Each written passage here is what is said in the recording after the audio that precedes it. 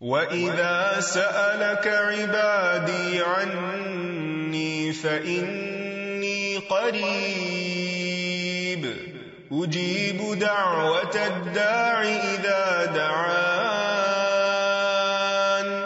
فَلْيَسْتَجِيبُوا لِي وَلْيُؤْمِنُوا بِي لَعَلَّهُمْ يَرْشُدُونَ.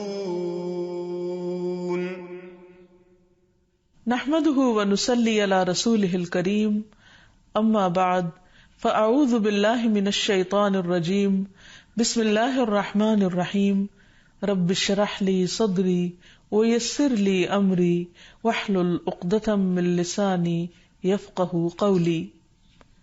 السلام علیکم ورحمۃ اللہ وبرکاتہ. ناظرین، پروگرام دعا کیجیے کے ساتھ آپ کی خدمت میں حاضر ہیں. آج ہم انشاءاللہ جادو سے حفاظت کی دعاؤں کے موضوع پر آپ سے گفتگو کریں گے. جادو ہو یا کسی بھی قسم کی کوئی اور تکلیف، انسان کو ہمیشہ اپنے رب کی طرف رجوع کرنا چاہیے، کیونکہ ہر مشکل کا حل، ہر تکلیف سے نجات دینے کی طاقت صرف اس کے پاس ہے، کسی اور کے پاس نہیں.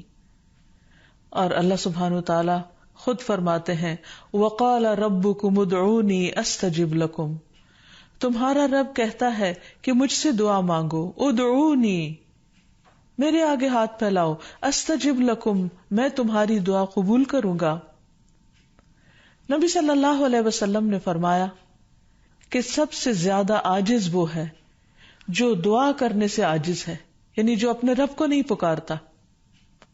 حقیقت یہ ہے کہ ہم سب رب کے محتاج ہیں اور رب ہی کے پاس ہر مسئلے کا حل ہے.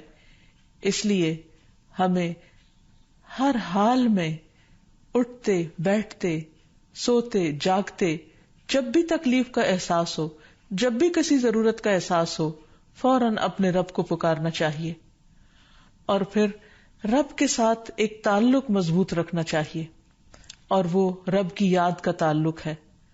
رب کی یاد دل سے بھی ہوتی ہے، زبان سے بھی ہوتی ہے، اور اس کے لیے کچھ اعمال ایسے ہیں جو رب کی یاد کا اظہار کرتے ہیں، جیسے نماز وغیرہ. تو انسان عام حالات میں بھی رب کو یاد کرتا رہے، لیکن خصوصی طور پر اگر وہ کسی تکلیف سے دوچار ہو، اس وقت اپنے رب کی طرف خوب دل لگا کر دعائیں کرے، رجوع کرے اور اپنے رب سے مانگے. اللہ سبحانہ تعالیٰ بندے کی دعا ہر وقت قبول کرتا ہے، لیکن اگر کوئی تکلیف یا بیماری ہو یا جادو کی شکایت ہو تو اس کے لیے باقاعدہ طریقے پر بیٹھ کر اپنے رب کو پکارنا، قبولیت کے اوقات میں رب کو پکارنا بہت ضروری ہے، کیونکہ جتنی بڑی مشکل ہوتی ہے اس سے نجات کے لیے اتنی ہی بڑی ایفرٹ بھی لگانی پڑتی ہے. اس لیے ضروری ہے کہ اللہ تعالی سے بہت اچھی طرح دعا کی جائے، گڑ گڑا کر، اور اس سے پہلے اللہ تعالیٰ کی حمد و ثنا اور تعریف کے کلمات کہنا نہ بھولیے.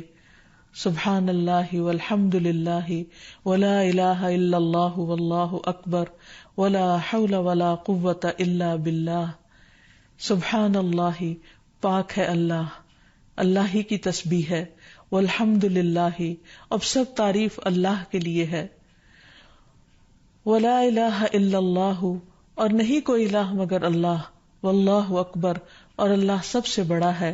ولا حول ولا قوة الا باللہ، اور کسی قسم کی نیکی کرنے کی طاقت اور گناہ سے بچنے کی طاقت نہیں انسان کے پاس مگر اللہ ہی کی مدد سے.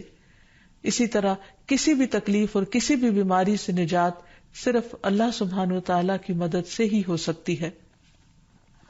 تو جہاں تک جادو کا تعلق ہے تو اس سلسلے میں یاد رکھیے کہ جادو کے بہرحال اپنے اثرات ہوتے ہیں مگر بإذن اللہ. اور اس سلسلے میں ہمیں یہ بھی یاد رہے کہ جادو کے اثرات نبی صلی اللہ علیہ وسلم پر بھی ہوئے تھے. حضرت عائشہ فرماتی ہیں کہ نبی صلی اللہ علیہ وسلم پر جادو کیا گیا اور اس کا اثر یہ ہوا تھا کہ آپ خیال فرماتے کہ کوئی کام آپ کر چکے ہیں، حالانکہ وہ کام ابھی آپ نے نہ کیا ہوتا. لیکن اس جادو کا کوئی تعلق نبی صلی اللہ علیہ وسلم کے فرائض منصبی سے نہیں تھا، یعنی آپ کے اوپر باقاعدہ وحی آتی تھی، آپ لوگوں کو تعلیم دیتے تھے آپ کی جتنی بھی ذمہ داریاں ہیں ان کو بہت آسان طریقے سے پورا کر رہے تھے.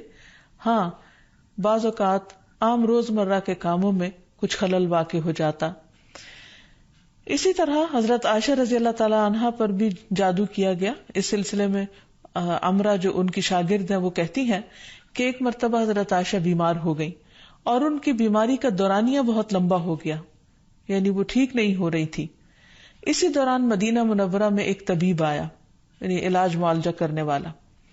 تو حضرت عائشہ کے بھتیجے ان کے پاس گئے اور انہوں نے حضرت عائشہ کا نام لیے بغیر ان کی ساری علامات بتائیں کہ وہ کس قسم کی تکلیف میں مبتلا ہیں، اور ان سے پوچھا کہ یہ کس قسم کی بیماری ہے. تو اس طبیب نے کہا کہ جس عورت کے بارے میں یہ علامات بتائی جا رہی ہیں ان پر کسی نے جادو کیا ہے. بہرحال تحقیق کرنے پر پتہ چلا کہ حضرت عائشہ کی ایک باندی تھی جس کے ساتھ انہوں نے یہ وعدہ کیا تھا کہ وہ ان کی وفات کے بعد آزاد ہوں گی. تو اس باندی نے آپ پر جادو کر دیا تاکہ حضرت عائشہ کی وفات جلد ہو جائے اور وہ آزاد ہو سکے. بہرحال اس کے بعد حضرت عائشہ نے اس کو عربوں کے ایک مضبوط قبیلے کے ہاتھوں بیچ دیا اور اس کی قیمت کے بدلے ایک اور غلام کو آزاد کر دیا.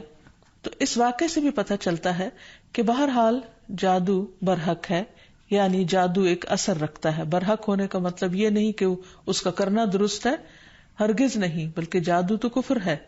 جادو تو کبیرہ گناہوں میں سے ایک گناہ ہے، لیکن لوگ بہت سے اور کبیرہ گناہوں کی طرح اس گناہ کا بھی ارتکاب کرتے چلے جاتے ہیں. تو اس لیے اس بارے میں معلوم ہونا چاہیے انسان کو کہ یہ کس قسم کی بیماری ہے، کس قسم کی تکلیف ہے، اور اس کے مقاصد کیا ہے اور اس کا علاج کیا ہے. سب سے پہلی بات تو یہ ہے کہ جادو عموماً دشمنی یا حسد کی وجہ سے کیا جاتا ہے، یا کسی سے کوئی انتقام لینے کے لیے، کوئی بدلہ لینے کے لیے، اور اس کا مقصد یہ ہوتا ہے کہ دوسرے کو تکلیف میں مبتلا کر دیا جائے. یہ بالکل ایسے ہی ہے جیسے لوگوں کو جسمانی طور پر تکلیف میں مبتلا کیا جاتا ہے کہ کسی کو کچھ مارا جائے ہاتھ سے یا کسی ڈنڈے سے تو جسم کو تکلیف ہوتی ہے. اسی طرح روح کو بھی تکلیف پہنچتی ہے، اور روح کی تکلیف کچھ الفاظ کے ذریعے ہوتی ہے. جیسے عام روزمرہ زندگی میں بھی جب کوئی ہماری تعریف کرتا ہے تو ہمیں اچھا لگتا ہے، اور جب کوئی ہمیں گالی گلوچ کرتا ہے تو ہمیں اس سے تکلیف پہنچتی ہے، اذیت پہنچتی ہے.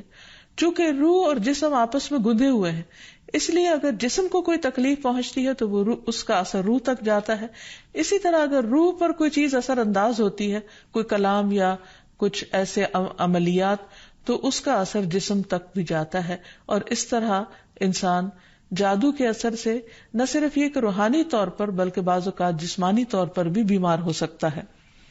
اور اس میں بہت سے مذموم مقاصد ہوتے ہیں. بعض اوقات والدین اور اولاد میں یا شوہر بیوی میں یا دوستوں میں لڑائی جھگڑا اور ناچاکی پیدا کی جاتی ہے، اور باہم پیار محبت کے رشتوں کے اندر نفرت کے بیج بوئے جاتے ہیں. پھر یہ کہ جادو کی علامات کیا ہیں، کس کو کیسے پتا چلے کہ جادو ہوا ہے یا نہیں. تو اس میں یہ ہے کہ انسان کی ان یوزول سی کنڈیشن ہو جاتی ہے، یعنی انسان اسی روٹین میں زندگی بسر کر رہا ہے، وہی صبح اٹھنا، کھانا پینا، روزمرہ کے معمولات، لیکن کسی چیز میں دل نہیں لگتا، طبیعت بیزار ہونے لگتی ہے. اور یہ نہیں کہ یہ ایک دن کے لیے 2 دن کے لیے، کیونکہ ایسا تو ہر ایک کے ساتھ ہو ہی جاتا ہے. ایک لمبے عرصے کے لیے کیفیات تبدیل ہونے لگتی ہیں، سستی یا گھبراہٹ طاری ہو جاتی ہے، ذہنی انتشار یعنی کسی چیز پر کنسنٹریشن کا نہ رہنا، حد سے زیادہ چڑچڑا پن، بعض اوقات عبادات میں بالکل دل نہ لگنا، اور بغیر کسی ظاہری بیماری کے یا بغیر کسی ظاہری جسمانی بیماری کے انسان کے اندر بیماری کی کیفیت محسوس ہوتے رہنا. بعض اوقات ڈراؤنے خواب آتے ہیں، کبھی خون کے چھینٹے اور کچھ غیر معمولی قسم کی چیزیں گھروں میں دیکھی جاتی ہیں. بعض اوقات خاوند بیوی ایک دوسرے سے نفرت کرنے لگتے ہیں، ان میں جدائی تک ہو جاتی ہے. لیکن اس کا یہ مطلب نہیں کہ ان علامات میں سے کوئی ایک علامت کسی وقت انسان کے اندر پائی جائے تو انسان فوراً شک کرے کہ مجھ پر جادو کر دیا گیا.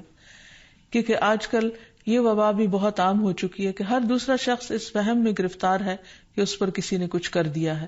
یہ ضروری نہیں ہوتا کہ ہر وقت ایسی علامات کسی کے کچھ کیے سے ہی ہوں. یہ ویسے بھی انسان ہے، کبھی تھک جاتا ہے، کبھی غذا میں کوئی تبدیلی ہو جاتی ہے، کبھی ویسے بھی انسان کا دل اللہ کے ہاتھ میں ہے، جس طرف چاہے اس کو پھیر دے. تو انسان کی طبیعت میں ایک ملال سا اور ایک سستی، ایک بے چینی سی پائی جاتی ہے. تو ان سب چیزوں کا تعلق ضروری نہیں کہ جادو سے ہی ہو، لیکن اگر جادو ہو تو یہ علامات انسان میں دکھائی دیتی ہیں۔ اب اگر کسی کے اندر ایسی چیزیں ہیں اور علاج کے باوجود، جسمانی علاج کے باوجود شفا نہیں ہو رہی، تو اس کے لیے ضروری ہے کہ انسان پھر روحانی علاج بھی کرے۔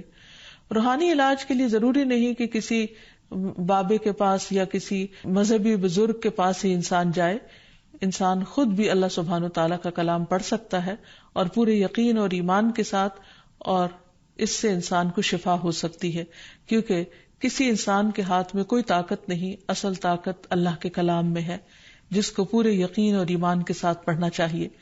بہرحال اس سے پہلے کہ انسان کسی ایسے جادو کا شکار ہو، کچھ حفاظتی تدابیر بتائی گئی ہیں۔ جیسے جسمانی بیماریوں سے بچنے کے لیے حفاظتی تدابیر بتائی جاتی ہیں، ایسے ہی روحانی بیماریوں سے بچنے کے لیے بھی حفاظتی تدابیر ہیں۔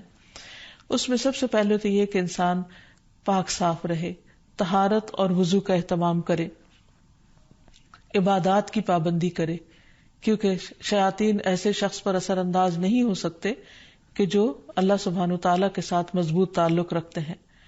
عبداللہ بیان کرتے ہیں کہ نبی صلی اللہ علیہ وسلم کے سامنے ایک شخص کا ذکر کیا گیا کہ وہ صبح تک پڑا سوتا رہا اور نماز کے لیے بھی نہیں اٹھا، تو آپ نے فرمایا شیطان نے اس کے کان میں پیشاب کر دیا، یعنی اپنی نجاست بھر دی۔ تو اس سے یہ پتہ چلتا ہے کہ ایسے لوگوں پر جو فرائض سے غفلت برتتے ہیں وہ زیادہ ایسی بیماریوں کا شکار ہوتے ہیں۔ اسی طرح عبادات کی پابندی بہت ضروری ہے، کیونکہ جب انسان اللہ تعالیٰ کے آگے جھکتا ہے، اللہ تعالیٰ کے ساتھ اس کا تعلق مضبوط ہوتا ہے، تو نہ تو وہ توہمات کا شکار ہوتا ہے اور نہ ہی وہ جادو اور مختلف چیزوں کا شکار ہوتا ہے، یعنی شیطانی اثرات اس پر کم سے کم ہوتے ہیں۔ اسی لیے نبی صلی اللہ علیہ وسلم کے سامنے جب ذکر کیا گیا کہ ایک شخص صبح تک پڑا سوتا رہا اور نماز کے لیے بھی نہیں اٹھا، تو اس پر آپ نے فرمایا کہ شیطان نے اس کے کان میں پیشاب کر دیا ہے، یعنی اپنی نجاست اس میں ڈال دی ہے۔ تو جو شخص شیطانی نجاست کے اثر میں ہو، پھر وہ سب سے بڑی بیماری اس کو لاحق ہو جاتی ہے، چاہے اس کو جادو کہیں یا کچھ اور۔ لیکن حقیقت یہ ہے کہ انسان جب اللہ کا اطاعت گزار بنتا ہے، رب کا فرما بردار بنتا ہے، تو شیطان اس کو اپنے کنٹرول میں نہیں لے سکتا، کیونکہ اللہ تعالیٰ فرماتے ہیں ان عبادی لیس لک علیہم سلطان، میرے بندے تیرا ان پر کوئی زور نہیں چلتا، کوئی زور نہیں چل سکے گا۔ ایک اور جگہ پر فرمایا الا عبادک المخلصین، مگر تیرے چنے ہوئے بندے۔ تو ہمیں ایسے بندوں میں شامل ہو جانا چاہیے جو اللہ کے محبوب ہیں، اللہ کے چنے ہوئے ہیں، اور اس کے لیے اللہ تعالیٰ نے جو ہمیں احکامات دیے ہیں، جو طریقے سکھائے ہیں، ان کے مطابق زندگی بسر کی جائے۔ پھر اسی طرح یہ ہے کہ کثرت سے اللہ تعالیٰ کا ذکر کیا جائے، خصوصاً استغفار، کیونکہ بہت سی تکلیفیں انسان کے اپنے ہی گناہوں کی وجہ سے آتی ہیں۔ جیسے آتا ہے ما اصابکم من مصیبت فبما کسبت ایدیکم، جو بھی مصیبت تم کو پہنچی وہ تمہارے اپنے ہاتھوں کی کمائی کی وجہ سے تھی۔ پھر اسی طرح اپنے گھروں کو تصاویر اور مجسموں سے پاک کرنا چاہیے، کیونکہ رسول اللہ صلی اللہ علیہ وسلم نے فرمایا فرشتے اس گھر میں داخل نہیں ہوتے جہاں کتا اور تصویر ہوتا ہے۔ پھر حفاظتی تدابیر میں سے یہ بھی ہے کہ انسان اپنے کھانے پینے کی عادات کو درست کرے، اور اس میں خصوصاً نبی صلی اللہ علیہ وسلم نے صبح کے وقت اجوا کھجور کھانے کا حکم دیا۔ آپ نے فرمایا جو شخص صبح کے وقت 7 کھجوریں کھائے گا، یعنی اجوا، اس روز جادو اور زہر سے بچا رہے گا، یعنی اس کے اندر اتنی امیونٹی پیدا ہو جاتی ہے کہ پھر برے اثرات، زہریلے اثرات اس کو نقصان نہیں دے سکتے۔ پھر اسی طرح مختلف مواقع پر مسنون اذکار کا اہتمام کرنا، مثلاً بیت الخلاء جاتے وقت نبی صلی اللہ علیہ وسلم نے سکھایا اللہم انی اعوذ بک من الخبث والخبائث، اے اللہ بے شک میں ناپاک جنوں اور جننیوں سے تیری پناہ چاہتا ہوں، کیونکہ جادو میں بھی عموماً جنات کو استعمال کیا جاتا ہے اور وہ گندی جگہوں پر رہنا پسند کرتے ہیں، اسی لیے جب کوئی بیت الخلاء جائے تو یہ دعا پڑھ لے تو انشاءاللہ اس سے ان کے شر سے محفوظ رہے گا۔ پھر اسی طرح آپ نے فرمایا جنوں کی آنکھوں اور بنی آدم کی شرم گاہوں کا پردہ یہ ہے کہ جب کوئی بیت الخلاء جائے تو بسم اللہ پڑھ لے، تو کوئی بھی اس کو پھر دیکھ نہیں سکتا۔ پھر اسی طرح شوہر بیوی کے خاص تعلق میں بھی دعا سکھائی گئی، بسم اللہ اللہم جنبنا الشیطان وجنب الشیطان ما رزقتنا، اللہ کے نام کے ساتھ میں شروع کرتا ہوں، اے اللہ ہمیں شیطان سے بچا اور شیطان کو اس چیز سے دور رکھ جو اس کے نتیجے میں تو ہمیں عطا فرمائے. تو آپ نے فرمایا کہ اگر اس کے بعد میاں بیوی کو کوئی اولاد ملے گی تو شیطان اسے نقصان نہیں پہنچا سکتا. اسی طرح تحلیل پڑھنا، لا الہ الا اللہ وحدہ لا شریک لہ لہ الملک ولہ الحمد وہو علی کل شیء قدیر، کہ اللہ کے سوا کوئی معبود نہیں، تنہا ہے، اس کا کوئی شریک نہیں، اسی کے لیے بادشاہی ہے اور اسی کے لیے تعریفیں ہیں اور وہ ہر چیز پر قدرت رکھنے والا ہے. دن میں جو شخص 100 دفعہ اس کو پڑھے گا اس کے لیے 10 غلاموں کو آزاد کرنے کا ثواب ہے، 100 نیکیاں لکھی جائیں گی، 100 برائیاں مٹائی جائیں گی، اور خصوصاً اس دن وہ شام تک شیطان کے شر سے محفوظ رہے گا، اور کوئی شخص اس دن اس سے بہتر عمل کرنے والا نہیں سمجھا جائے گا سوائے اس کے جو اس سے زیادہ اس کو پڑھے. پھر اسی طرح انسان ہر معاملے میں جہاں بھی انسان کو مشکل ہو اللہ تعالیٰ کی پناہ میں اپنے آپ کو دے.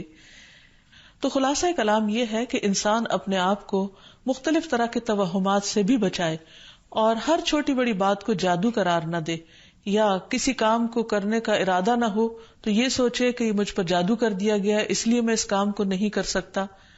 تو یہ دراصل شیطانی وسوسے ہوتے ہیں، اس لیے ان سے بچنا بھی ضروری ہے.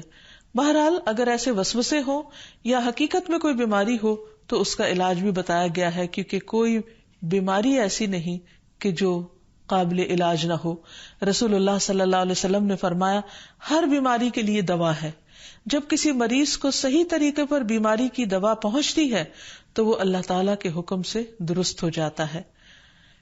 اسی طرح جادو بھی ایک بیماری ہے اور اس بیماری کا علاج بھی قرآن و سنت میں موجود ہے.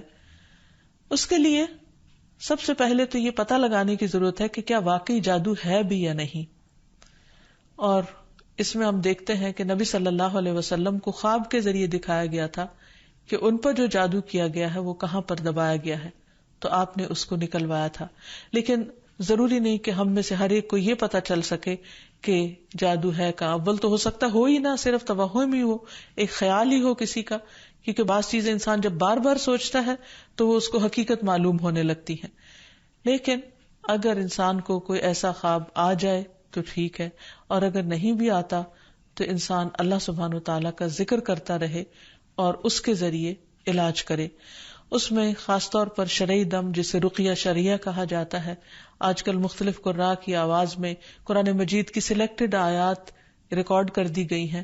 مریض اس کو بار بار سنتا رہے تو انشاءاللہ اس کا توڑ ہو جائے گا. پھر اسی طرح اللہ تعالیٰ کی کتاب سے علاج، کیونکہ قرآن مجید میں آتا ہے وَنُنَزِّلُ مِنَ الْقُرْآنِ مَا هُوَ شِفَاءٌ وَرَحْمَةٌ لِّلْمُؤْمِنِينَ، اور ہم قرآن کے ذریعے سے وہ چیز نازل کرتے ہیں جو مومنوں کے لیے شفا اور رحمت ہے. تو قرآن مجید میں جیسے سب سے پہلے سورۃ الفاتحہ پڑھنا، کیونکہ اس کے اندر اللہ تعالیٰ سے مدد مانگی جاتی ہے.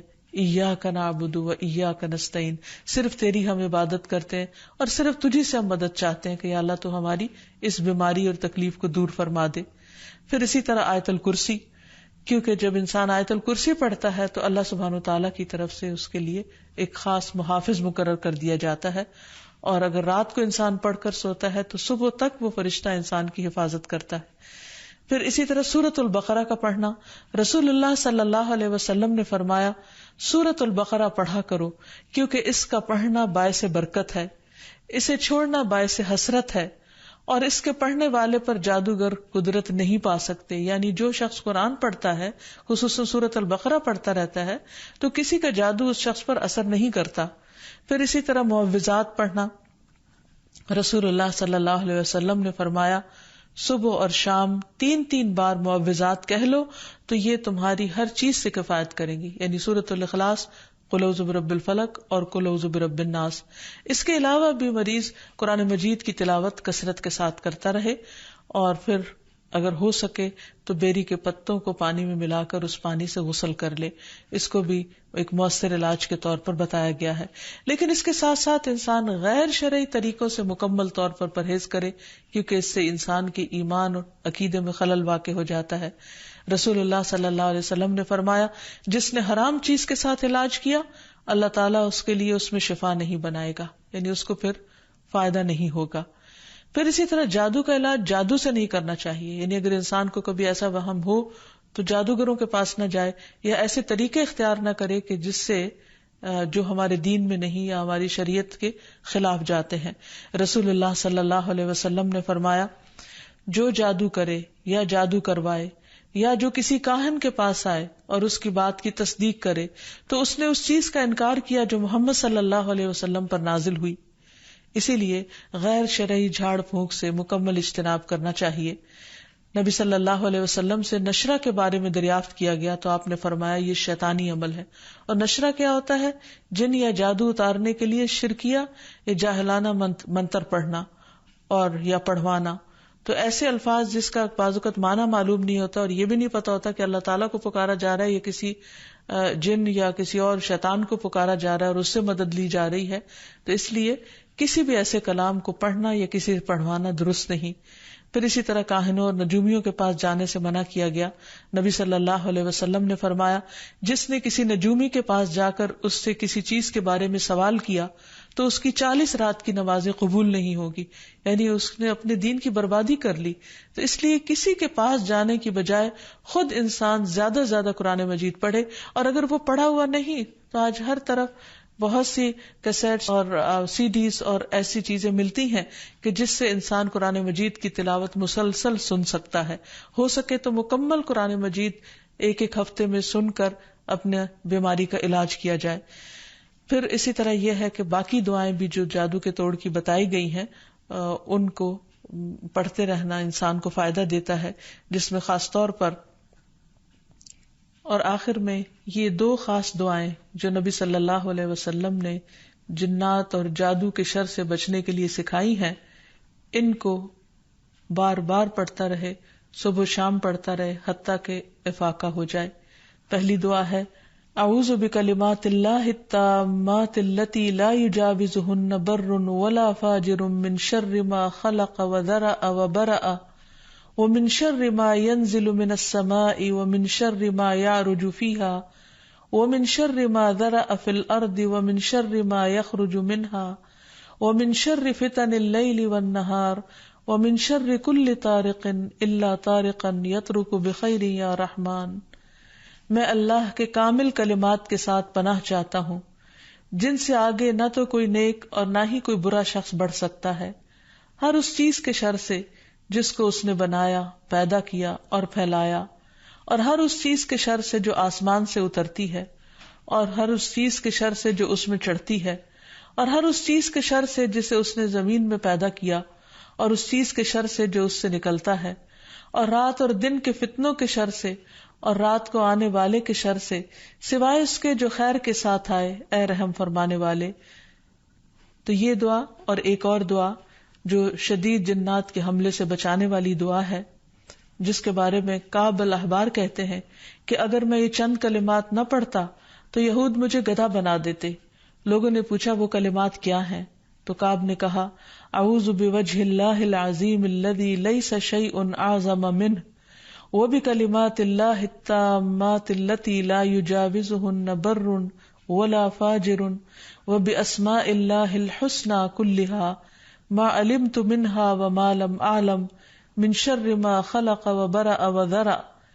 میں اللہ کے عظیم چہرے کی پناہ مانگتا ہوں جس سے عظیم کوئی اور چیز نہیں، اور اس کے مکمل کلمات کے ساتھ پناہ چاہتا ہوں جن سے آگے نیک یا بد نہیں بڑھ سکتا، اور اس اللہ کے تمام اسماء حسنہ کے ساتھ پناہ چاہتا ہوں جن کو میں جانتا ہوں اور جن کو میں نہیں جانتا، ہر اس چیز کے شر سے جس کو اس نے بنایا، پیدا کیا اور پھیلایا۔